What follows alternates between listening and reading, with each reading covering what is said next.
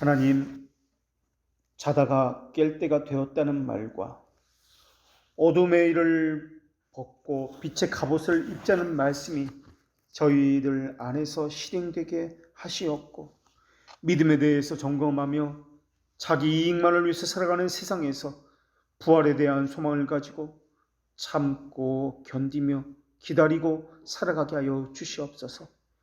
육체적 연약함을 가진 채 심성을 감추시고 오신 주님을 말씀으로 대하고자 하오니, 영적인 기능이 회복되어서 십자가상에서 다 이루었다는 말씀이 저희들 안에서도 실증으로 나타나게 하여 주시옵고, 상한 심정과 상하고 통회하는 마음으로 교회를 향하시는 하나님의 심정을 잘 깨달아 알아 말씀으로 우리의 완고함을 부서뜨려 주시옵고, 부드럽고 순전한 양심을 가지고 하나님의 말씀을 받게 하여 주시옵소서. 바른 교훈에 합당한 것과 순전한 교리가 전해지게 하시옵고, 순전한 말씀에 의해서 교훈받는 모든 이 땅의 교회들마다 주님의 영광만이 드러나게 하여 주시옵소서. 이 모든 것을 예수님의 이름으로 기도합니다. 아멘. 오늘 하나님께서 주시는 말씀, 로마서 13장 11절과 12절의 말씀을 봉독합니다. 하나님의 말씀을 경청하십시오. 또한 너희가 이 시기를 알거니와 자다가 깰 때가 벌써 되었으니, 이는 이제 우리의 구원이 처음 믿을 때보다 가까웠습니다. 밤이 깊고 낮이 가까웠으니, 그러므로 우리가 어둠의 일을 벗고 빛의 갑옷을 입자. 아멘. 너희가 이 시기를 안다고 했을 때 모르는 사람이 있다는 것을 전제로 하는 말씀입니다. 자다가 깰 때가 되었다고 말씀할 때도 아직도 자는 사람이 있다는 것을 전제로 하는 말씀입니다. 그런데 밤이 깊었고 낮이 가까웠기에 깰 때가 되었다라는 말은 참으로 모순적인 말씀입니다. 밤이 깊으면 한밤중입니다. 낮이 있으면 밤이 없어야 합니다. 그런데 오늘 본문의 이 말씀은 그런 말씀이 아니라, 밤이 이제 다 지나갔다, 이제 아침이 되었다, 그러니까 깰 때가 되었다, 깨어 있어야 한다라는 말입니다. 깊었다는 말은 두 가지 의미를 가지고 있는데, 하나는 먼저 말씀드린 대로 이제 해가 뜨기 시작했다, 아침이 되었다 라는 의미를 가지고 있고, 또 다른 하나는 그리스도의 재림이 가까웠다라는 말입니다. 그런데 세상에 속한 사람들은 죄에 대해서 깊이 잠이 들었다라는 의도를 가지고 말씀하신 것입니다. 낮의 특징은 빛입니다. 밤의 특징은 어둠입니다. 낮은 밝히고 드러나게 하고, 밤은 감추고 숨기는 기능을 가지고 있습니다. 주의 강림은 빛으로 오신 분이기 때문에 어둠에 감추는 것을 드러나게 하고 또한 밝히고 하는 것으로 묘사됩니다. 그리스도는 이 땅에 오실 때도 빛으로 오셨습니다. 그때에도 빛이 어둠에 비추되 어둠이 깨닫지 못했다라고 말씀하고 있습니다. 이 시대는 장차올 세대와 대조가 되는 그러한 시대입니다. 이 시대는 악하고 어두운 시대입니다. 그러나 다음 시대는 빛이고 또한 선함으로 가득 찬 시대입니다. 예수님이 이 땅에 오신 목적에 대해서 이렇게 말씀하셨습니다. 주의 성령이 내게 임하셨으니 이는 가난한 자에게 복음을 전하게 하시려고 내게 기름을 부으시고, 나를 보내사 포로된 자에게는 자유를, 눈먼 자에게는 다시 보게 함을 전파하며, 눌린 자를 자유롭게 하고 주의 은혜의 해를 전파하게 하려 하심이라 라고 말입니다. 예수님이 오신 곳을 보십시오. 요란하고 화려하고 사람들이 북적북적거리는 곳으로 오시지 않으셨습니다. 가난한 사람에게 오셨습니다. 힘이 없고 연약한 사람들이 복음의 대상이었습니다.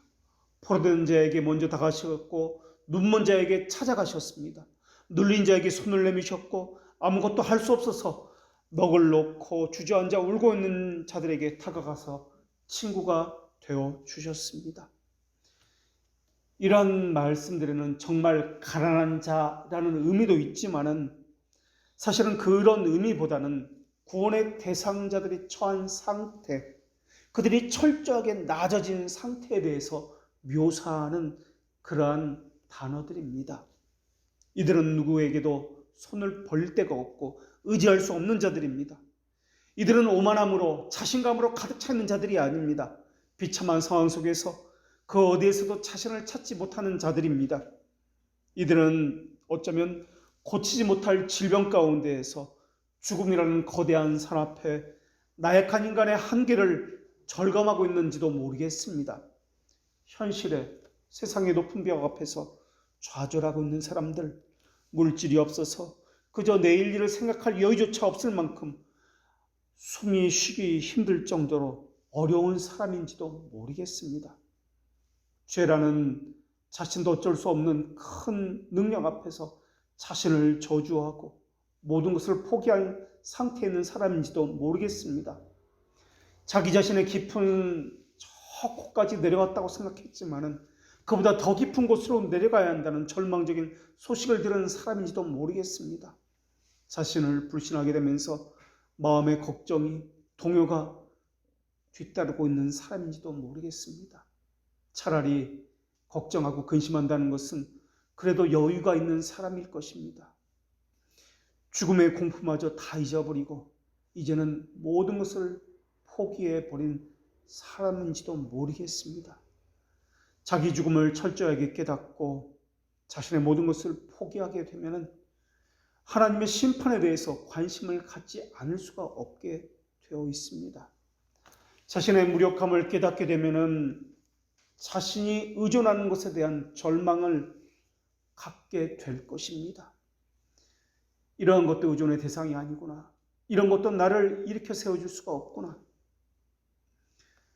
사실 굴욕감을 느끼는 것도 무엇이 있을 때나 느낄 수 있는 감정입니다. 자존심이 짓밟힌다라는 마음이 드는 것도 자신이 어느 정도 높은 상태에 있을 때 느끼는 감정들입니다. 오만함과 야심이 가득 차 있고 이기적 사랑이 가득 차서 그것에 눈물어 있다는 것도 어느 정도 힘이 있을 때나 소망이 있을 때나 가능한 말들인 겁니다. 아무런 소망이 없습니다. 내일을 생각하면 아무것도 생각나지 않습니다. 아니, 내일은커녕 내일을 생각하는 것은 너무나 사치입니다. 오늘을 생각하기도 너무나 벅차기 때문에 그렇습니다. 지렁이가 몸부림치는 것처럼 하는 것도 지렁이는 살아있기 때문에 몸부림치는 겁니다. 죽은 상태에서는 몸부림을 칠 수가 없습니다. 핑계할 수 없는 악이 자기 자신 안에 가득 차 있는데 어떻게 조금이라도 선한 것이 내 안에 있다라고 말할 수 있겠습니까? 죽은 자입니다. 하나님과 교제할 수 없는 자입니다. 조금의 긍휼도 베품을 받을 수 있는 자격 자체가 없는 자들입니다. 밤이 지나가지 않았습니다. 이제 아침이 가까워왔다고 들려지기 시작합니다.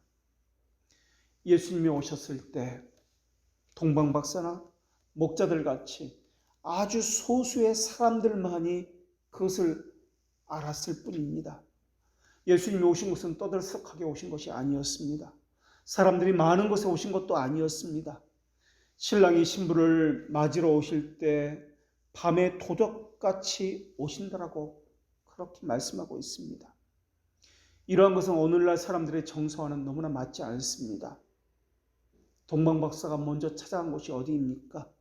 화려한 궁전이었습니다. 화려한 옷을 입은 사람들이 수없이 오고 가는 분주한 그러한 곳이었습니다.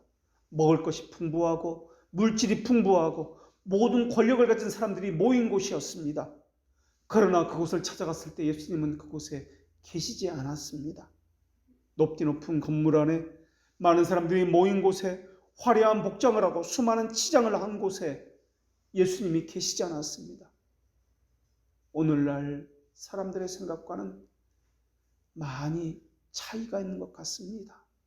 오늘날 사람들은 그리스도를 찾기 위해서 화려한 궁전과 같은 곳을 찾아다니고 있습니다. 수많은 사람이 있는 곳에 은혜가 있다고 생각합니다. 화려한 곳, 편한 곳, 이러한 곳에 하나님의 은혜가 있다고 생각해서 오늘도 그곳을 향해서 달려가고 있습니다. 구약시대에는 가시적인 복에 눈이 멀어서 그리스도를 보지 못한 사람들로 가득 차 있었습니다. 신약시대에는 그리스도를 보면서도 단지 탁월한 윤리선생이나 본받아야 할 모범적인 교사라고 생각하는 사람들로 가득 차 있었습니다. 그래서 예수님을 향해서 선생이여 랍비어라고 불렸던 사람들로 너무나 많은 사람들이 예수님을 그렇게 생각하고 있었습니다. 사람들이 생각하는 그곳에 사람들이 있었고 물질이 있었고 권력이 있었지만 정작 예배의 대상이신 하나님이신 그리스도는 그 어디에도 없었습니다. 예수님이 계신다 해도 그들이 경배하는 예수님은 성경이 지지하는 그러한 하나님이 아니라 자신들이 만들어낸 탁월한 인간으로서의 예수라는 사람에 불과했습니다. 사람들이 많은 곳에 은혜가 있다고 생각했습니다. 그래서 그러한 곳을 찾아갑니다. 대형 건물, 화려한 가운데 하나님이 복이 있다고 생각했습니다. 그러나 거기에는 예수님은 계시지 않았습니다. 아무래도 그곳에서 예수님이 계신다는 것과 그런 곳에서 예수님이 나신다는 것은 그들의 착각이었는지도 모르겠습니다. 거기다가 사람들은 효율성을 생각합니다. 차가 없어서 못 간다. 불편해서 있을 수가 없다. 엘리베이터가 없어서 못 간다. 헌금 때문에 부담이 돼서 못 간다. 교인이 없어서 자신이 너무 주목받는 게 싫어서 못 가겠다. 사람들은 수많은 효율성을 생각하고 공리를 생각하고 있습니다. 그러나 동방박사를 보십시오. 들에서 양을 치던 목자들을 보십시오. 겨우 단 한 번 예배 드리기 위해서 나라를 건넜습니다. 물과 사막을 건넜습니다. 몇 날 며칠을 발이 부르도록 그렇게 걸어왔는지 모릅니다. 강도의 위협, 물의 위협, 배고픔과 추위의 위협, 수많은 위협을 무릅쓰고 그저 밤하늘의 별 하나를 보고서 그렇게 찾아갑니다. 지도가 있어서 쉽게 찾아간 것이 아니었습니다. 차가 있어서 편히 그렇게 찾아간 것도 아닙니다. 서울과 대전의 거리, 그것 이상의 거리였을 것입니다. 사막을 건너야 했고 사나운 짐승들과 목마름과 죽을 위협을 당했는지도 모르겠습니다. 밖에서 노숙을 해야 했습니다. 문화와 언어가 다른 곳을 찾아가야 했습니다. 거기까지 가야 하는 이유가 무엇 때문에 그렇습니까? 그렇게 힘들게 찾아가는 이유가 무엇 때문에 그렇습니까? 그 이유는 단 하나였습니다. 예수님이 거기 계시기 때문에 예배하기 위해서였습니다.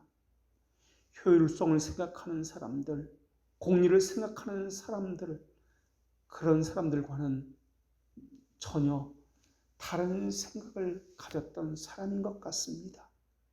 단 한 번 예배하기 위해서 국경을 넘는다고요. 그것이 어떤 의미인지 우리는 오늘날 세상에서는 잘 모릅니다. 주께 예배하기 위해서 수많은 경비가 들어야 했을지도 모르겠습니다.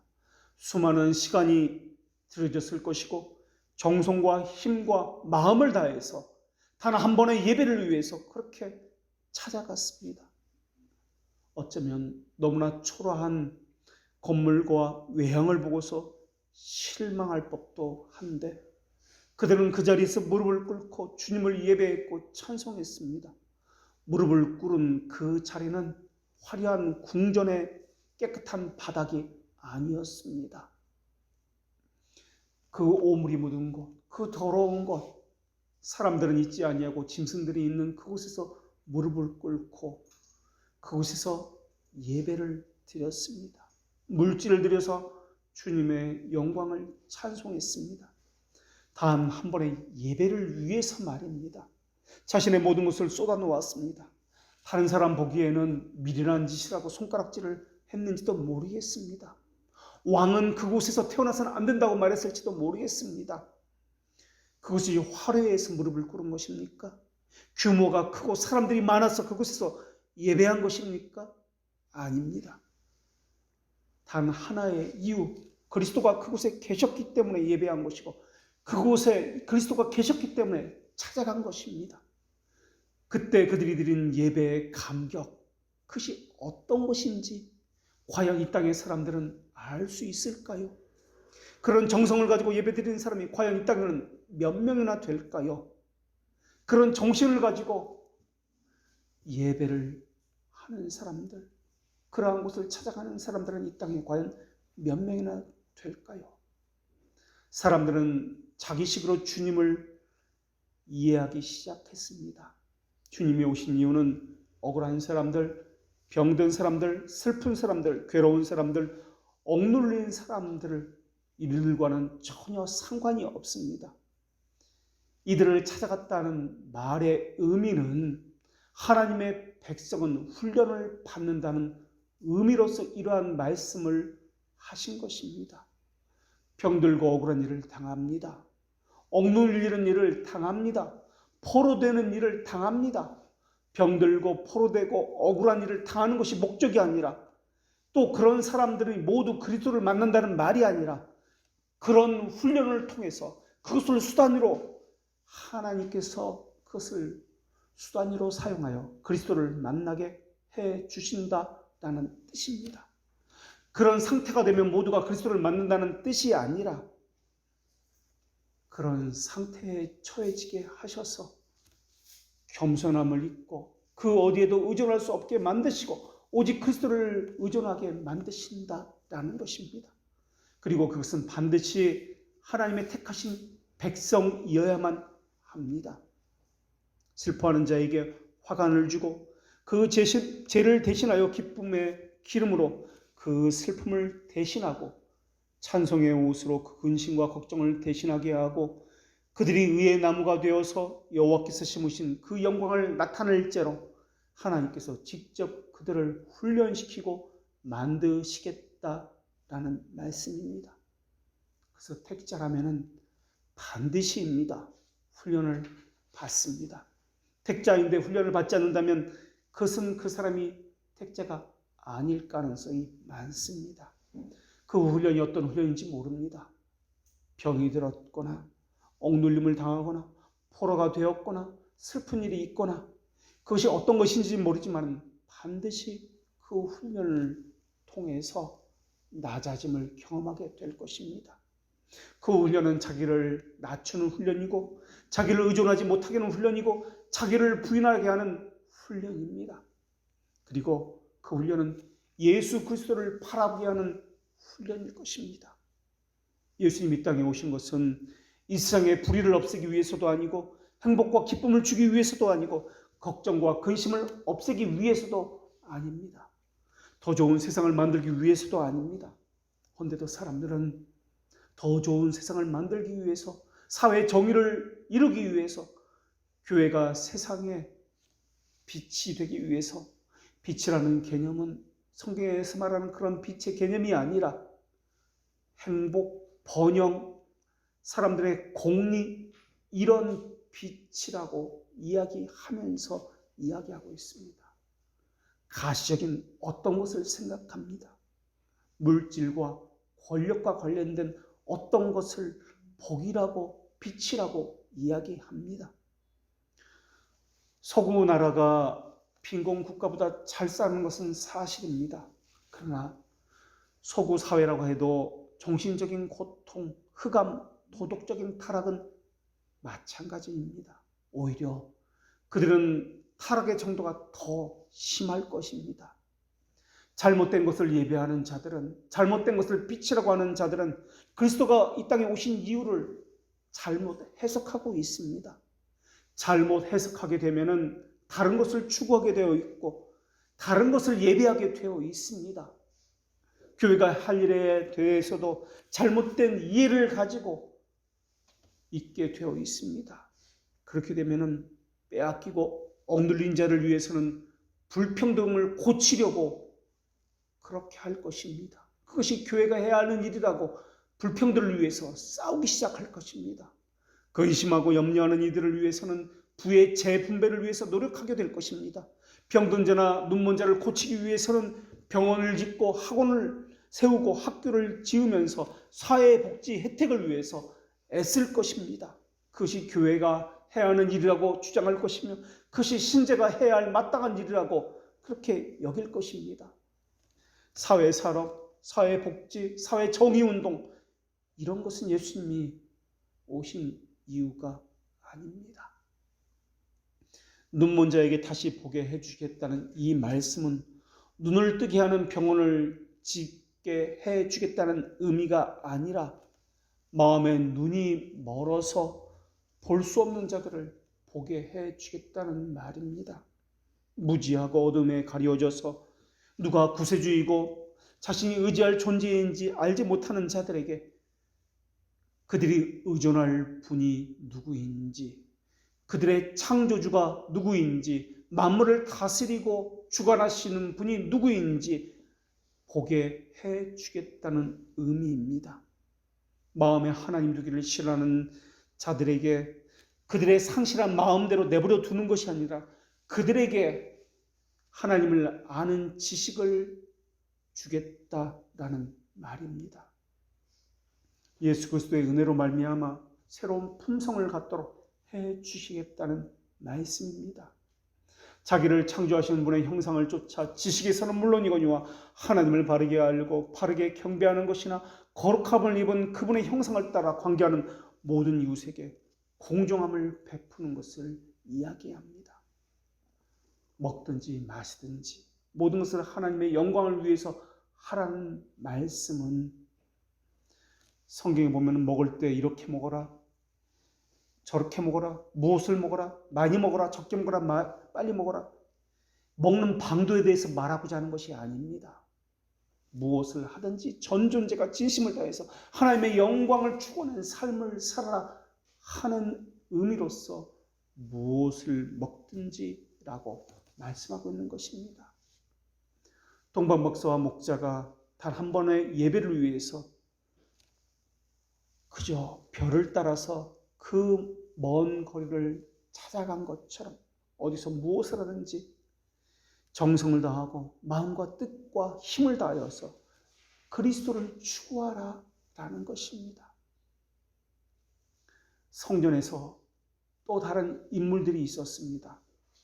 아기 예수님을 기다렸던 시므온이라는 사람, 안나라는 여선지자가 있었습니다. 그들의 삶 자체는 예수님을 기다린 삶이었습니다. 그들이 평생에 한 것은 그저 기다리는 것 외에는 없었습니다. 누가 뭐라고 해도 기다렸고 누가 아니라고 해도 믿고서 기다렸습니다. 시므온이 아기 예수님을 안고서 한 말은 너무나 절절하게 우리의 심정에 박히는 그런 고백적인 말이었습니다. 주제여, 이제 말씀하신 대로 종을 편안히 놓아 주시는 도다. 이제 다 늙었습니다. 이제 죽기만 기다리는데 이제서야 주님께서 약속하신 대로 아기 예수님을 보고 이제 편안히 죽음을 맞이할 수 있게 되었습니다. 이 그리스도를 보기 위해서 죽지 못하고 지금까지 살아왔습니다. 그러한 고백을 하는 시므온의 찬양을 들어보십시오. 이방을 비추는 빛이요 주의 백성 이스라엘의 영광이로다. 84세가 되도록 성전을 떠나지 아니하고 예수님을 기다리는 안나라는 여선지자의 마음은 또한 어떻겠는지 생각해 보십시오. 주야로 금식하고 예수님을 평생 기다렸다라고 성경은 기록하고 있습니다. 평균 수명이 오늘날과 같이 하는 그 당시의 나이로 84세는 엄청난 나이였을 것입니다. 우리나라 고려시대의 왕의 평균 수명이 42살이었고 조선시대 왕의 평균 수명이 47살이었습니다. 그런데 그 당시에 84살이었습니다.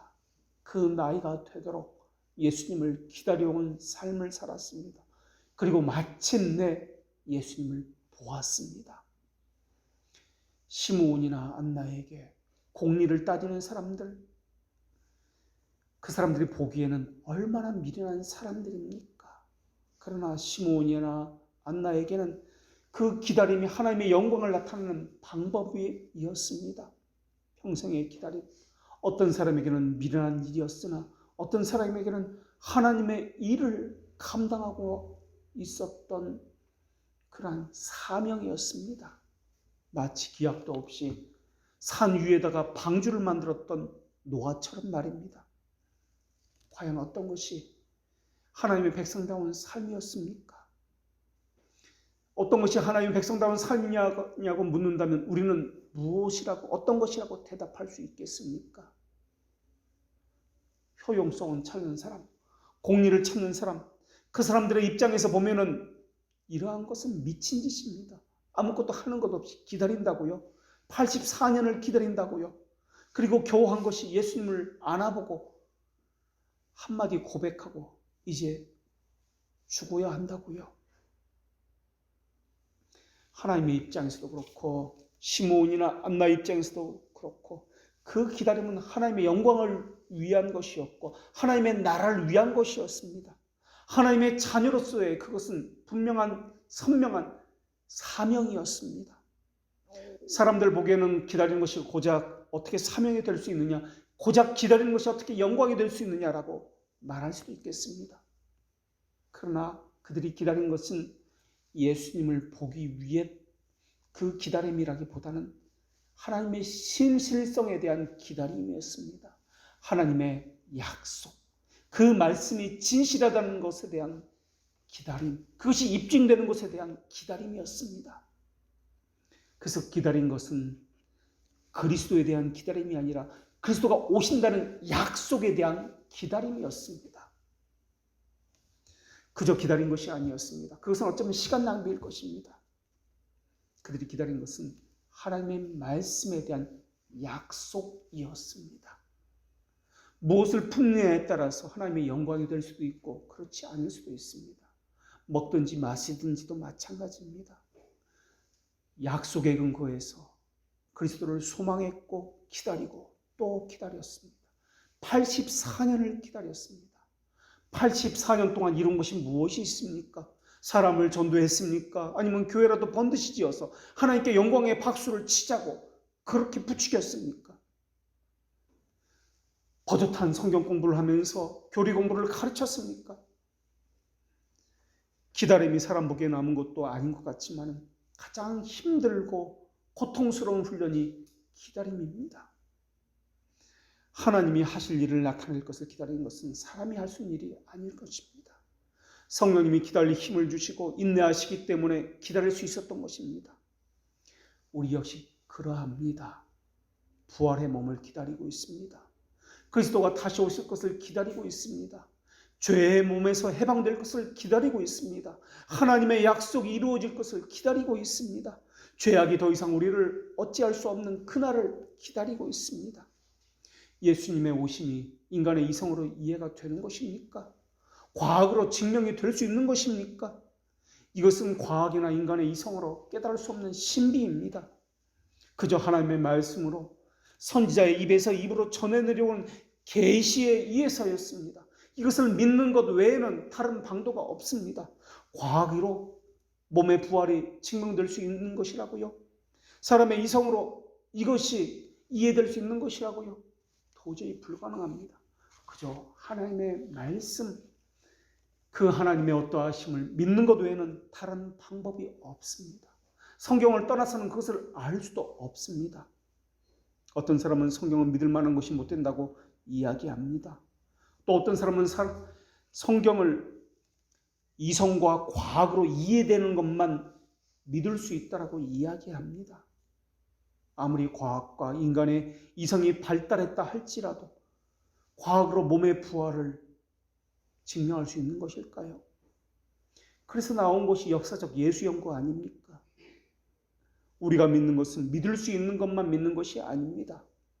하나님이 어떤 분이냐 하는 것을 믿기 때문에 그분의 말씀도 믿는 것입니다.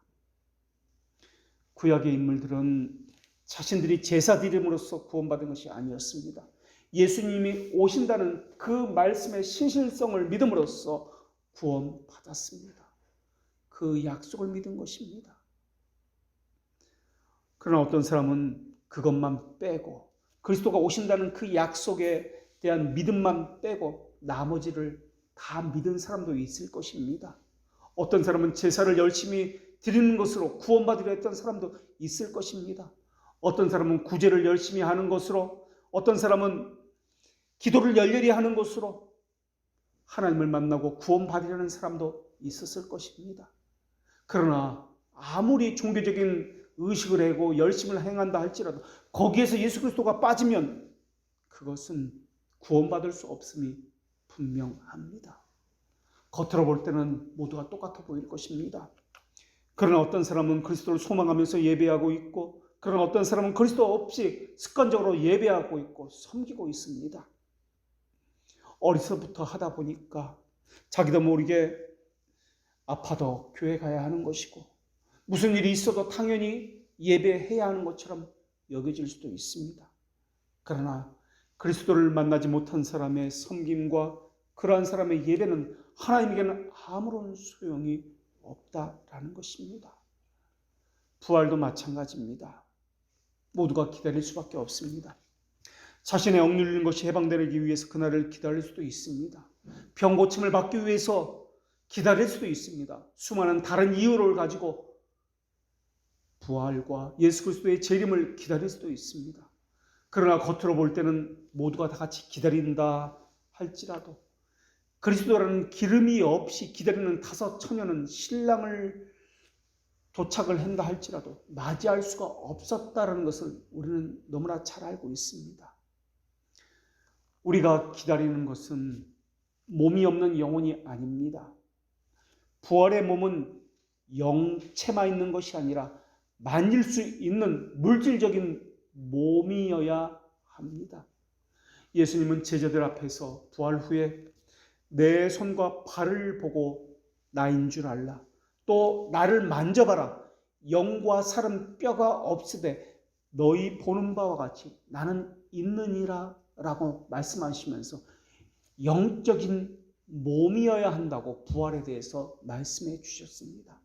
영적이라는 말은 명사형이 아니라 형용사형입니다. 영적인 몸이라는 말과 영이라는 단어는 동의어가 아닙니다. 성도의 부활의 몸을 영적인 몸이라고 할 때 그 말은 몸입니다. 그러나 그 몸은 하나님의 성정과 성령이 전이 되기에 합당한 완전한 몸입니다. 우리가 꿈꾸는 것이 바로 그것입니다. 우리가 기다리는 것이 바로 그것입니다. 하나님의 전이 되기에 합당한 몸을 갖는 것입니다. 하나님의 말씀에 순종하는 교회가 되는 것이고 그러한 몸이 되는 것입니다. 그때는 밤에 속하는 모든 것들을 내던져 버릴 수 있게 될 것입니다. 지금은 아무리 몸부림쳐도 떨어지지 않는 공기 속의 먼지처럼 우리 호흡 속에 그 먼지가 계속해서 들어가고 있습니다. 그러나 그때에는 우리는 죄를 짓지 않는 무한 몸이 될 것입니다. 그때에는 충분히 하나님과 교제를 나누며 완전한 기쁨을 누릴 수 있을 것입니다. 밤이라는 단어가 가리키고 있는 것, 그때는 하나님에 대한 무지도 추방될 것이며 이 무지에 사로잡혀 있는 맹목적인 순전도 그때는 제거될 것입니다. 눈이 멀어서 우매한 질고 아래에서 수고하는 모든 육체도 다 깨어나게 될 것이고 모든 육체가 하나님의 영광을 보게 될 것입니다. 어떤 이는 영벌에 처해져서 하나님의 공의의 그 영광을 보게 될 것이고 어떤 이는 하나님의 자비의 영광을 보게 될 것입니다. 죄의 싹은 사망이라 했습니다. 그 죽음과 사망도 심판을 받아서 멸망하게 될 것이요 죄의 두령인 사탄도 더 이상 우리를 괴롭게 하지 못할 것입니다. 그때는 빛의 갑옷을 입게 될 것입니다. 빛으로 오신 그리스도를 입고서 그리스도를 향한 명예롭고 온전하고 영광스러운 충성을 온전히 다하게 될 것입니다. 그렇다면 우리에게는 또한 이러한 의문이 남습니다. 왜 죄들의 용서함을 받은 죄의 책임이 제거된 그리스도인들이 죽어야만 하는 것입니까? 에녹처럼 죽음을 보지 아니하고 하나님께 올려갈 수 없는 것입니까? 왜 그리스도인들은 죄의 책임이 없는데, 사망으로부터 놓였는데 죽음을 마주해야 하는 것입니까? 죄의 싹이 죽음이라면, 사망이라면, 그것이 죄의 형벌이라면 그리스도인들은 그리스도께서 다 대속해 준 것 아닙니까? 예수님께서 그 죄의 책임을 다 짊어진 것 아닙니까? 그렇다면 그리스도인들은 죄의 형벌을 받지 않아야 되는 것 아닙니까? 그리스도의 죽는다라는 것은, 이것은 잘못된 것 아닙니까? 그러나 우리는 이렇게 고백합니다. 의인에게 죽는 것은 죄의 값이 아니기 때문에 그렇습니다. 그리스도는 모든 죄의 책임을 담당하셨습니다. 그래서 친히 죽음을 맛보셨습니다. 그렇다면 그리스도인들에게 있어서 죽음의 의미는 무엇입니까? 그리스도인들에게 죽음의 의미는 두 가지 것이 있는데, 하나는 죽음은 죄의 결과가 아니라 인간의 인격에 미친 죄의 영향력이라는 사실입니다.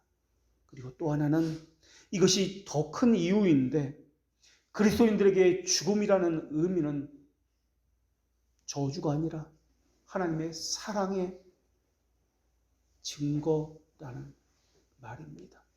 아니, 어떻게 죽음이 하나님의 사랑의 증거요, 사랑의 표현이 된단 말입니까? 그것은 저주 아닙니까? 생명을 대적하는 대적자들의 무기 아닙니까? 그렇지 않습니다. 죽음은 그리스도인들에게 어떤 면에서 너무나 유익을 가져다 줍니다. 신자가 두려워하는 것은 육체적 사망 그 자체가 아닙니다. 그리스도에게서 떨어져 나가는 그 영적인 사망, 하나님과 교제하지 못하는 그 영적인 것, 이것이 두렵고 더 무서운 것입니다. 이것을 영벌이다라고 이야기합니다.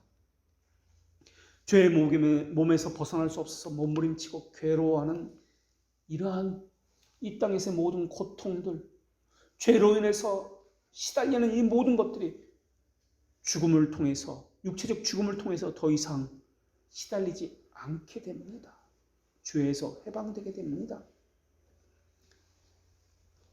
자기 죽음의 고통이 어떤 것인지, 자기 욕심을 십자가에 못 박는 것이 어떤 것인지 모르는 사람에게는 이러한 깨달음이 있을 수 없을 것입니다. 이것이 유익이라는 것이 동의하지 못할 것입니다.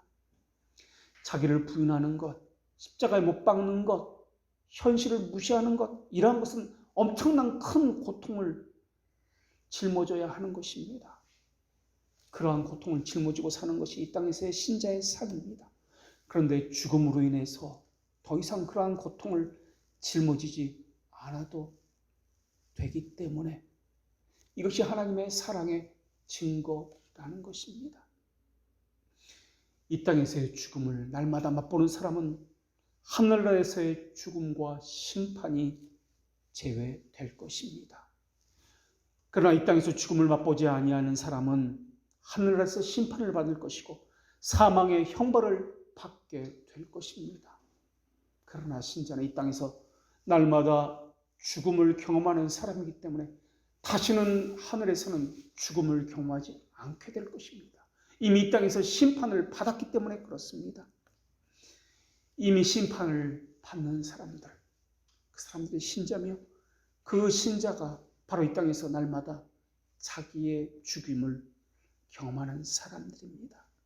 그렇기 때문에 육체의 죽음은 죄와 비참함에서 해방시켜주는 유익을 가져다주는 사랑의 증거입니다. 죽음으로 인해서, 육체적 죽음으로 인해서 이 땅에서의 그 고통스러운 삶을 벗어 던지게 되면 완전한 하나님의 나라로 옮겨지게 될 겁니다. 거기서 천국에서의 평강과 위로와 안식 가운데 하나님과 교제하면서 영원한 즐거움 가운데 살아가게 될 것입니다. 하나님을 아는 지식은 진실한 것과 분명해진 것과 선명해지는 것이 더해질 것입니다. 그리고 거룩함을 덧입게 될 것이고 그 거룩함은 완전할 것입니다. 그리고 의로움을 덧입게 될 것입니다. 그 의로움도 완전한 의로움일 것입니다. 그리고 하나님의 자녀로서 그렇게 영원한 생명을 누리면서 하늘나라에서 살아가게 될 것입니다. 그러나 이 땅에서는 그렇지 못합니다. 거룩의 과정에 있다 하더라도 이 땅에서는 죄와 고통이 존재하기 때문에 절대로 완전한 행복과 축복을 누릴 수가 없습니다. 그러나 육체적인 죽음은 그리스도인들의 눈에서 눈물을 거두어 가시는 것이고 피곤한 몸을 누일 수 있는 것이고 죄와 곤고와 염려와 곤란에서 해방되는 것이기 때문에 천국의 영광으로 인도함을 받는 것이기 때문에 영원한 생명을 받고 살아가는 기쁨을 누리는 일이 될 것입니다. 그렇다면 왜 그리스도의 영광의 그 교통이 이 땅에서보다 하늘나라에서 더 완전한 것입니까?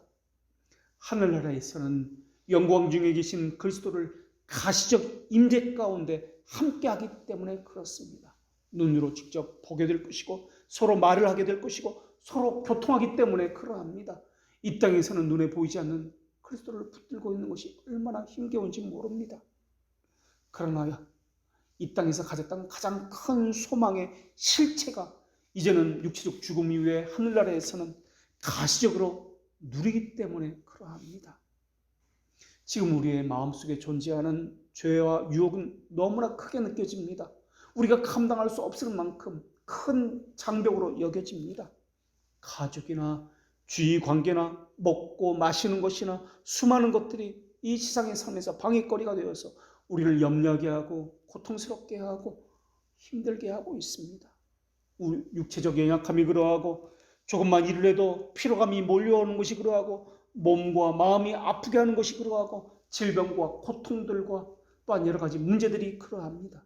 그러나 그날에는 주님이 정하신 그날에는 더 이상 그러한 것들이 존재하지 않게 될 것입니다. 그래서 참된 신자는 죽음을 경험하지 않고 구원받는 것이 아니라 죽음의 상태와 그 조건으로부터 구원받게 되는 것입니다. 마지막 날에, 종말의 날에 예수님께서 오시는 그날에 이러한 일들이 일어나게 될 것입니다. 우리는 이 날을 기다리고 있습니다. 구약의 성도들이 예수님께서 오시기를 기다렸던 것처럼 그렇게 시므온과 안나가 예수님을 보기를 그렇게 기다렸던 것처럼 우리 역시 다시 오실 그리스도를 이 땅에서 기다리고 있습니다. 그날은 이 죄의 몸에서 완전히 해방되는 날일 것입니다. 하나님의 약속의 신실함이 어떠한지 눈으로 확인하는 날이 될 것입니다. 사망과 모든 죽음에서 완전히 자유하는 날이 될 것입니다. 그날에 그리스도의 옷을 입은 사람들은 죽음의 경험을 통해서 사망과 저주와 쏘는 곳에서 구원을 받게 될 것입니다. 부활신앙의 대표적인 사람이 욥과 다윗과 여러 선지자들입니다. 욥만큼 어려움을 겪은 사람은 이 세상에 또 없을 것입니다. 욥이 고난을 극복할 수 있었던 것은 바로 이 부활신앙, 섭리신앙이 있었기 때문에 그러합니다. 우리에게도 이 부활신앙은 너무나 필요합니다. 저 사람은 되고 또한 저 사람은 되는데 어째서 나는 되지 않는가? 같은 상황이어도 어떤 사람은 될 수 있지만 어떤 사람은 안 될 수 있습니다. 신앙이라고 하는 것은 익숙해졌다는 말이 아닙니다. 어렸을 때부터 오랜 기간 교회 다녔기 때문에 종교적인 의식에 익숙해졌다는 말이 아닙니다. 믿음이 바르게 되어야 바른 신앙을 가질 수 있고 하나님을 추구할 수 있습니다. 답답한 현실을 도피하고자 부활 신앙을 갖는 것이 아닙니다. 믿음과 은혜를 가지고 역사하는 분은 성령님입니다. 하나님은 모든 자에게 복음을 선포하십니다. 헌데 영혼에서 선택된 자에게는 성령께서 이미 믿음을 주셨기 때문에 그가 이미 받은 믿음을 가지고 구원에 관한 진리를 소유하게 됩니다. 믿음을 주셨기 때문에 선포된 말씀을 수용할 수 있게 되는 것입니다. 이것이 없다면 아무리 훌륭한 설교라고 해도 수용될 수 있는 것이 아닙니다. 하나님께 주신 믿음이 있기 때문에 기다리는 것입니다. 그 약속의 신실성을 기다리는 것입니다. 사실 이 땅에서는 하나님의 말씀이 선포되어지고 이것이 믿음이 있다여 수용되어질 때 수용자는 이것이 진짜인지 가짜인지 정확하게 분별하기 어렵습니다. 어떤 때는 감정적인 충동의 경우를 은혜라고 생각할 때도 많이 있습니다. 포장하고 장식하고 위선을 가지고 행하기 때문에 그들이 행하는 것이 진짜인지 가짜인지 모를 때도 너무나 많이 있습니다. 심지어 자신에 대해서도 모를 때가 많이 있습니다. 그래서 예배에 참석하고 설교를 듣고 봉사를 하고 교리를 배우고 직분을 가졌다 하는 것이 가짜인 경우가 너무나 많이 있습니다. 이런 것은 경건의 훈련을 위해서 하는 것인데 형식적으로만 그저 참여하는 정도로 하는 경우도 많이 있습니다. 그렇다면 이러한 것이 진짜라는 것이 어떻게 드러나는 것입니까? 물론 이 땅에서는 이것이 분명하고 정확하지는 않습니다. 그러나 이것이 진정하다라는 것은 삶으로 드러나게 되어 있습니다. 하나님께서는 훈련을 시키십니다. 택자에게는 반드시 훈련을 시키시는데 기다리게 하는 훈련, 인내하는 훈련을 하게 하십니다. 그래서 택자의 특징은 참고 기다리는 훈련을 받는다는 특징입니다. 하나님의 말씀을 믿는 것을 칭의라고 이야기하고 하나님의 말씀대로 사는 것을 성화라고 이야기합니다. 이 둘을 가리켜서 믿음이라고 이야기한다고 우리가 지난 시간에 배웠습니다. 그러나 하나님이 추구하는 것은 행위가 아니라 믿음이 하는 일입니다. 협력주의를 강조하는 사람들은 선행과 행위를 강조합니다. 그러나 성경은 믿음을 강조합니다. 믿음은 아무 행위도 하지 않는다는 말이 아니라 하나님께서 행하기를 기다리고 또 기다리고 또 기다린다는 말입니다. 하나님만을 의존한다는 말입니다. 그 기다림 안에 담긴 것이 그리스도에 대한 소망입니다. 그 소망이 빠진 기다림은 맹목적인 기다림입니다. 성경이 지지하는 바가 아닙니다. 성경이 지지하는 기다림은, 성경이 지지하는 훈련은 예수님이 다시 오신다는 약속에 대한 기다림이고 그것에 대한 훈련이고, 이것을 하게 하는 것이, 이 훈련과 이 기다림을 하게 하는 것은 하나님께서 주신 믿음이 하게 하는 것입니다. 하나님이 하실 일에 대해서 굳건하게 믿는 것, 하나님을 신뢰하는 것, 약속에 대한 기다림, 이것은 하나님께서 주신 그 믿음이 하게 하는 일들입니다.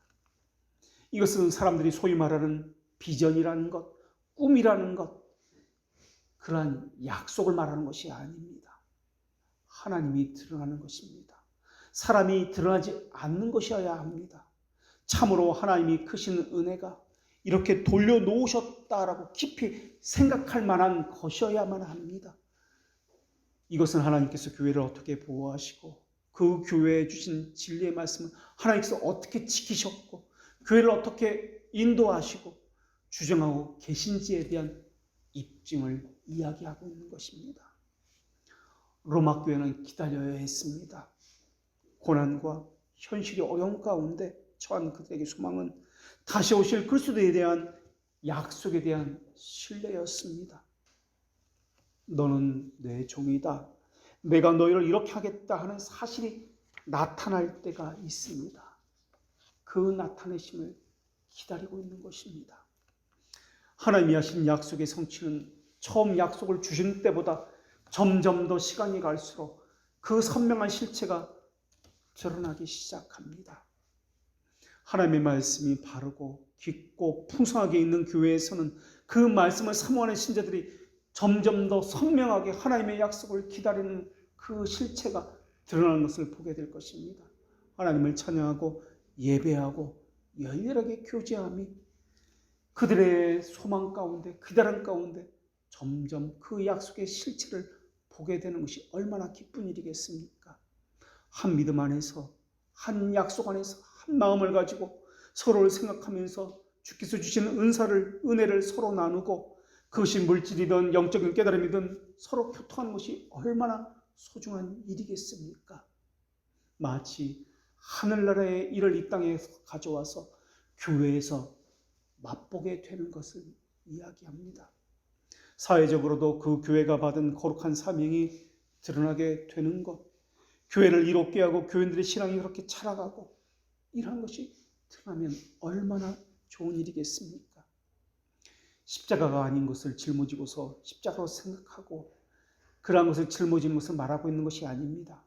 자신의 어떤 인생의 곤란을 십자가라고 해서도 안 될 것입니다. 그런 인생고는 믿지 않는 사람도 다 겪고 있는 것입니다. 그런 일들이 해결되는 것은 구원이라고 말해서는 안 될 것입니다. 기도하면 주님이 다 이루어지신다는 것도 말하는 것이 아닙니다. 그것이 하나님이 뜻이어야 한다라는 것을 우선적으로 말하고 있습니다. 물론 하나님은 사람을 통해서 하시기도 하지만 사람을 통하지 않고도 하실 수 있습니다. 그러나 그 모든 것을 이루시는 분은 하나님이어야 합니다. 예산도 없이 아무 각오도 없이 어떻게 하겠다는 대책도 없이 주님께 받은 약속도 없이 주님의 뜻이라는 어떤 확신도 없이 그저 자기 생각으로 하는 그런 것들은 이루어지는 것은 구원에 속한 것이 아닙니다. 자기 감정과 기분에 따라 이것이 하나님의 뜻이다라고 해서도 안 될 것입니다. 우리는 하나님의 무하신 말씀과 성령의 역사를 통해서 이 소중한 진리와 약속이 실증으로 나타낸 것만이 하나님께서 허락하신 것임을 알고 있습니다. 예수 믿고 천당 간다는 것 말고 죄에 대해서 해방하는 것, 죄에 대한 책임에서 자유함을 얻는 것, 다시는 죄의 포악한 세력에 눌리지 않는 것, 이런 것에 대한 약속에 신뢰가 있어야 합니다. 구원의 때가 하루속히 와야 합니다. 최종적인 구원의 때, 그날, 이것만을 말하는 것이 아닙니다. 그 작은 구원의 약속들이 이루어지는 것을 통해서 이 최종적인 구원의 약속이 더 굳건하게 믿음 가운데 신뢰함을 갖게 되는 것을 이야기합니다. 죄에서 완전히 해방될 때까지 우리는 수많은 약속들 가운데 있습니다.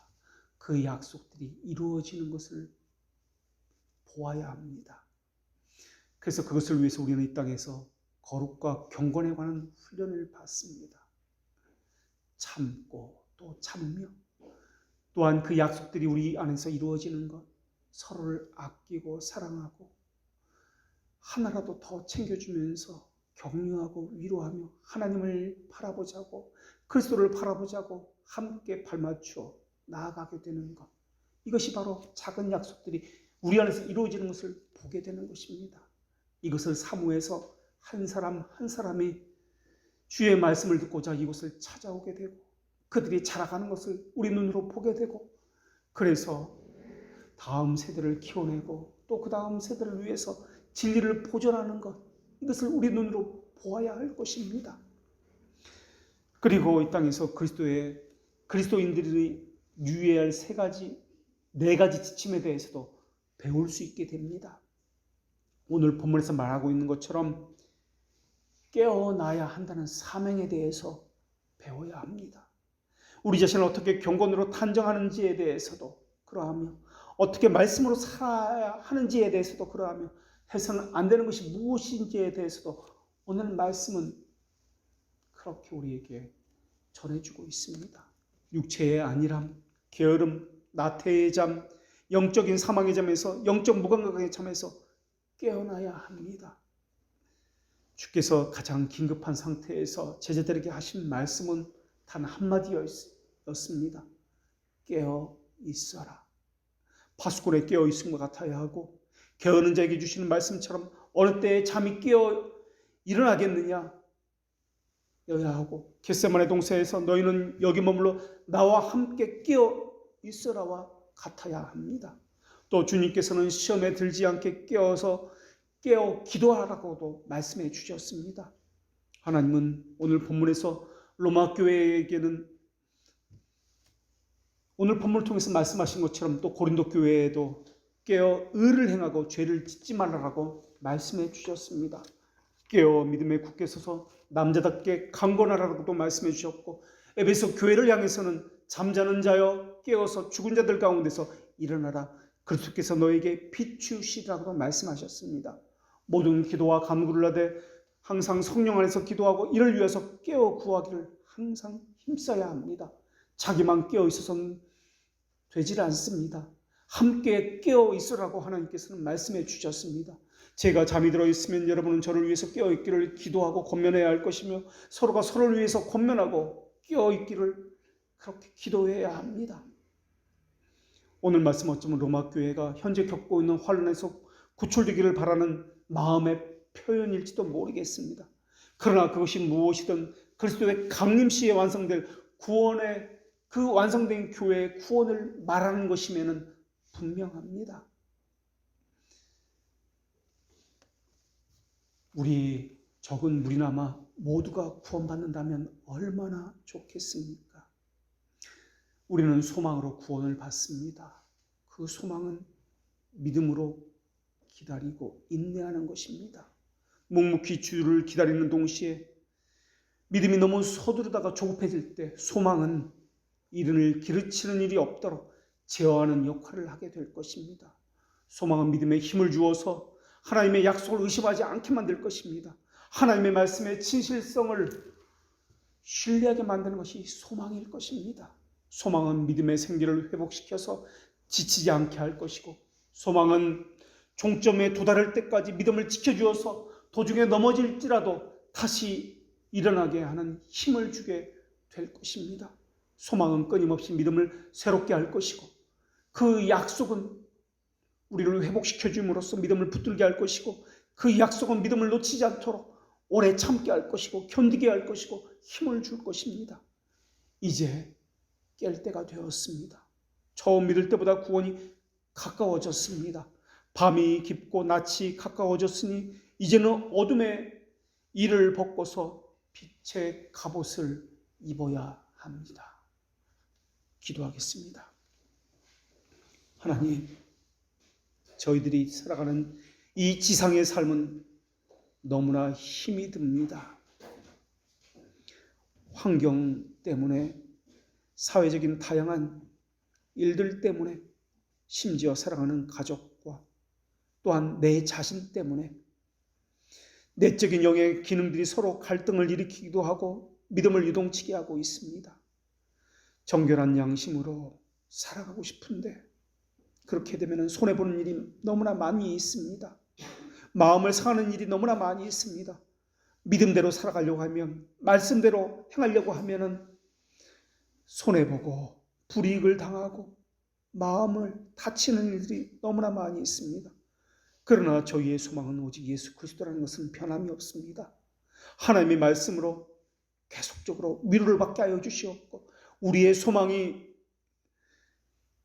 지쳐서 넘어지지 않도록, 우리의 믿음이 중도에 포기하지 않도록 계속해서 소망을 주시옵고 약속의 신실성이 확인되어질 수 있게 하여 주시옵소서. 부조리한 현실을 타개하기 위해서 부활을 소망하는 것이 아니라 하나님의 나라의 완성과 그리스도의 구원 사역의 성취를 위해서, 그 영광을 위해서 부활을 소망하며 훈련을 받으며 기다리는 자들 되게 하여 주시옵소서. 이 모든 것을 빛으로 오시며 또한 다시 오시겠다 하시는 예수님의 이름으로 기도합니다. 아멘.